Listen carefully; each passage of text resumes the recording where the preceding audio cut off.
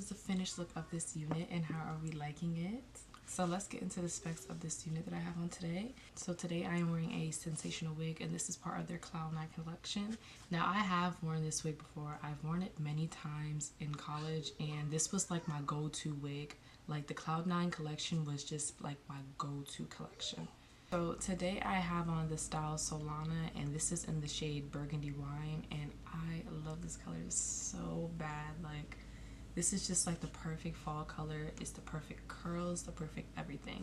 So this is a 13x6 lace wig, and it's supposed to give off a natural density. It is pretty plucked as well, but I do go back in and pluck the hairline to fit me better as well, to match my natural hairline. Pretty much with this unit, it is pre-customized. So it has, like I said, it's a 13x6 lace wig, but it has an extra large HG lace area.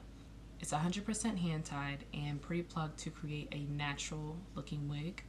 So with this unit as well, if you are going to wear it glueless, this is perfect for you because it has an ear-to-ear HG lace with combs on the side. There's 2 combs here and then there's 1 comb in the back, so you can adjust it to your liking, and it also comes with a elastic band if you are going to wear it glueless.